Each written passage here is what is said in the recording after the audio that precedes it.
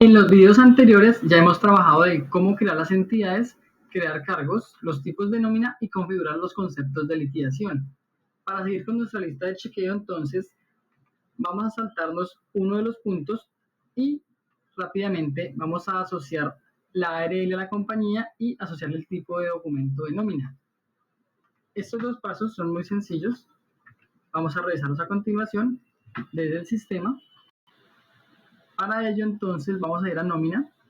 Luego vamos a ubicar administración y en administración parámetros de nómina.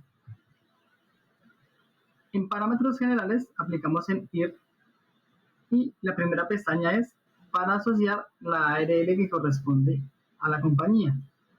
Indicamos el tipo de aportante para el caso empleador y en la segunda pestaña que hace referencia a contabilidad vamos a asociar el tipo de comprobante de nómina.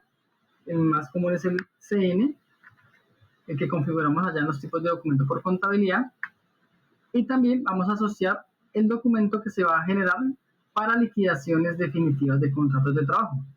Generalmente aplican el mismo comprobante de nómina o, en el caso de que se requiera, crean uno diferente, LQ, por ejemplo, liquidación de nómina, y lo asocian en este campo. De esa manera, cuando se genere el comprobante de nómina, el sistema va a reconocer a qué tipo de documento debe generar el registro contable. Y de esa manera abordamos otros dos puntos de nuestra lista de chequeo.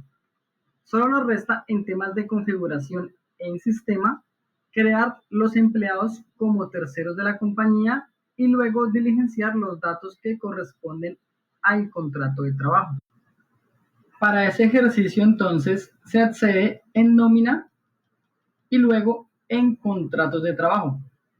También está la forma de crearlo como tercero desde contabilidad, maestro de terceros, ya que es la misma tabla en donde inicialmente se crea. Para continuar el ejercicio, entonces lo haremos directamente desde nómina, contratos de trabajo. Al ingresar, vamos a tener el botón entonces para crear el tercero. El sistema me traerá el formulario para diligenciar los datos básicos. Como cualquier otro tercero, la diferencia es que se debe marcar como empleado de la compañía para que se active la opción de contratos. Entonces, la primera pestaña del formulario, que es datos básicos, quedaría diligenciada de la siguiente manera: cédula, nombre y apellidos, dirección, ciudad, teléfono celular, correo empresarial y correo de facturación. En una segunda pestaña es en donde marcamos que se trata de un tercero empleado. Como lo estamos creando directamente desde la opción de nómina, él automáticamente está con la marca. Si lo creamos desde contabilidad, es necesario activarle la marca. De lo contrario, no se activarán las opciones del contrato. Al igual que otros terceros, es posible adicionarle contactos de pronto de emergencia. Y finalmente, aplicamos en guardar para agregarlo como tercero de la compañía. Ahora, como ya es un tercero de la compañía, se va a activar la pestaña de datos del contrato. Entonces vamos a aplicar sobre esa pestaña y el sistema nos va a desplegar 5 pestañas adicionales, en las cuales se tendrá la información laboral como inicio, la seguridad social, centro de costo, otros valores, algunos conceptos personalizados y el histórico de contratos del empleado. Entonces, en la primera pestaña que corresponde a información laboral, vamos a iniciar indicando cuál es el cargo del empleado que anteriormente configuramos. Vamos a indicar a qué centro de costo pertenece. Recuerden que el centro de costo llevará asociada la cuenta de gasto según si es administrativo, de ventas o de producción. Se va a indicar a qué tipo de nómina pertenece, es decir, lo asociamos a la nómina. Anteriormente vimos que es posible tener diferentes tipos de nómina. Entonces, para el caso es de la nómina administrativa.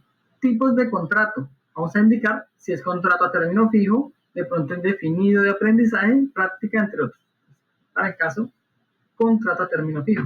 Ahora vamos a indicar el tipo de trabajador, subtipo de trabajador si en el caso de que aplique. Vamos a indicar el tipo de salario, si es básico o integral. Le diligenciamos el sueldo sin separador decimal.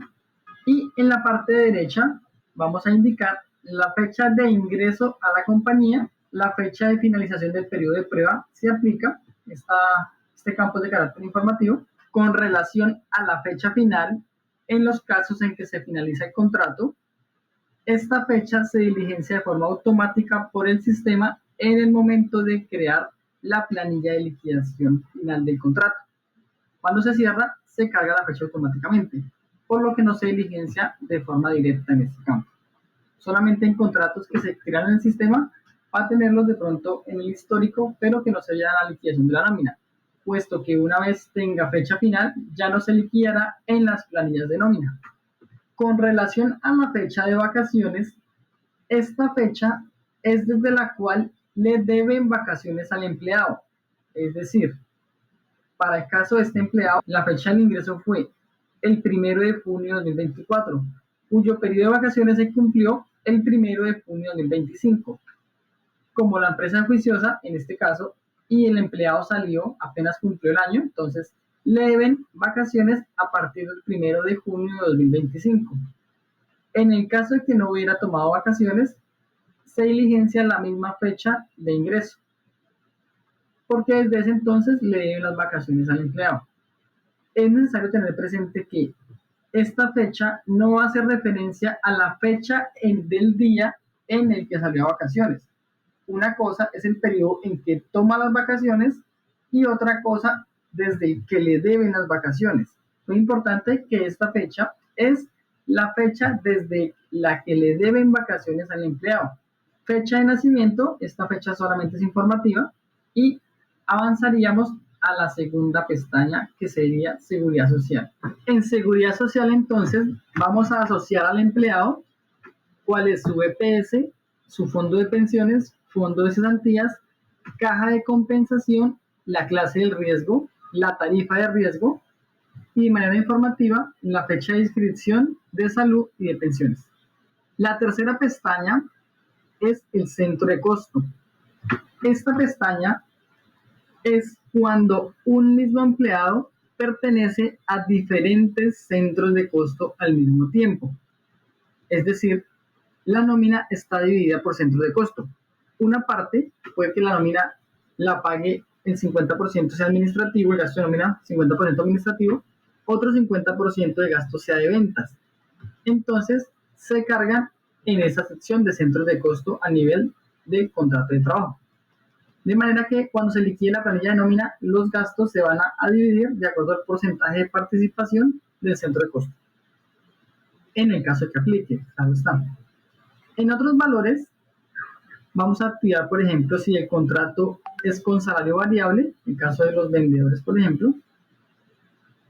Contrato personal jubilado, este tendrá efecto de que no se liquide pensión en el momento de la liquidación de la nómina. No aplica para subsidio de transporte en los casos de que el empleado devengue menos de 2 salarios mínimos, pero que por alguna condición, por ejemplo, que viva cerca o en la misma empresa, entonces no aplica para subsidio de transporte. De pronto teletrabajo también no aplica para subsidio de transporte.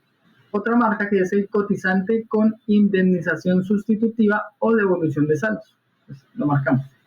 En conceptos personalizados vamos a indicarle las horas laborales del mes, teniendo en cuenta la normativa actual que liquida las horas extras conforme a las horas base que corresponden al año actual. Y por último, en histórico de contratos vamos a tener el historial de todos los contratos que ha tenido creados en la compañía este empleado. En el caso de que de pronto se requiera reactivar un contrato o cerrarlo para que no se liquide más. Aunque la forma de terminar un contrato no es cerrarlo directamente desde ese candado, sino hacer el proceso correspondiente de liquidación definitiva del contrato. Esta sería la forma de configurar el contrato laboral de cada uno de los trabajadores. Retornando a nuestra tabla, lista de chequeo del proceso de configuración, entonces observamos que ya tenemos la mayoría de las tareas que se requieren para liquidar una nómina MyProcess.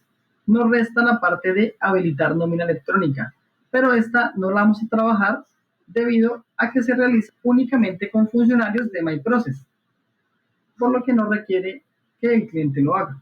Entonces, ya con todas las actividades ejecutadas de configuración, abordaríamos el siguiente grupo, que es el proceso de ejecución o liquidación de las planillas de nómina.